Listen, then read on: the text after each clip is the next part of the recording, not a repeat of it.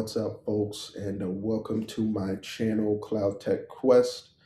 So, for today's video, I'm going to show you all an easy way to save some money in Azure um, using the Azure Scale to Zero feature if you're using container apps.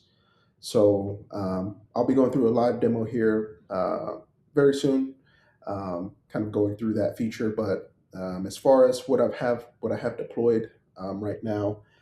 In my environment, I've already deployed the container app environment along with a simple container using one of Microsoft's quick start images.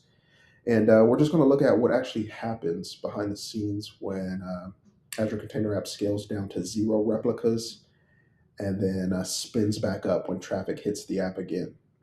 So in my case, I have my minimum replicas set to 0 by default because that's what we're going to cover today.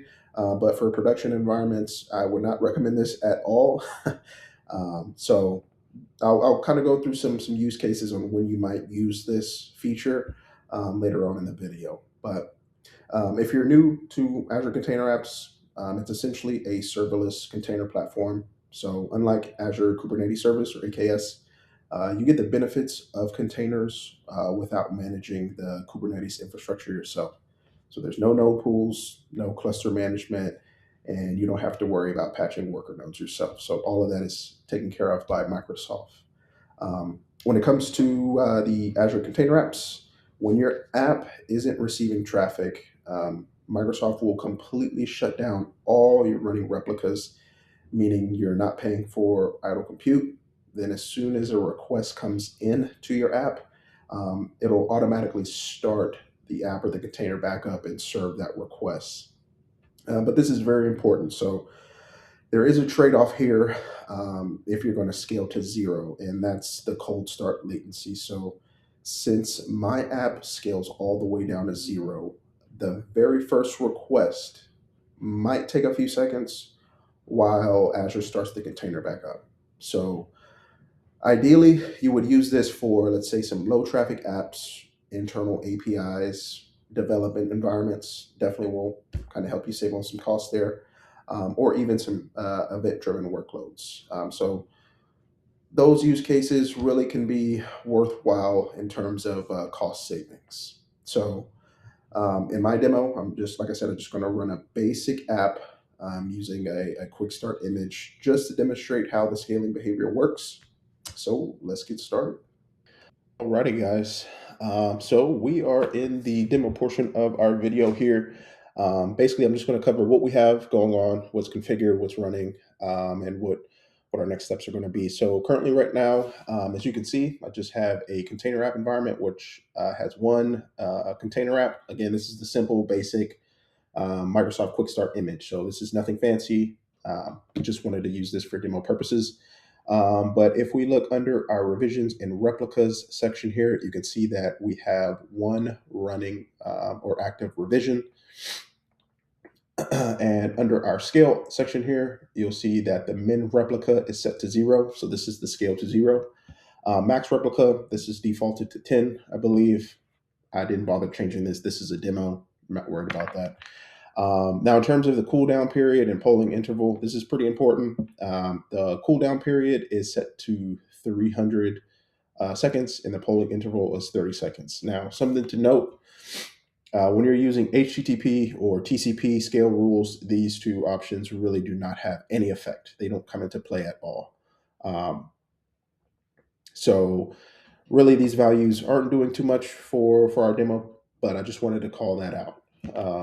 And then you'll see under here, under our scale rules, we just have a simple HTTP scale rule. So what we're going to do, we will just let our application or revision kind of just run. I'm not going to send any requests or anything to it. And within a few minutes, maybe 5-6 minutes, the application or the revision here is currently showing as running. This should switch to scaled to 0. So what that means is your app is kind of idle. You're not paying for any running compute or underlying compute. And I just want to demo your end user experience. So what might happen if you try to hit your app once it's in a scale to zero or scaled down to zero, like what you can expect from sending your first request. So I'm going to let this sit here and bake, and we'll come back here in a few minutes and take a look at the end user experience. So we will be right back. Alrighty, folks, we are back, back in the portal. So let's take a look at our revision. So as I mentioned, you can see the running status is now set scaled to zero. So it is no longer running.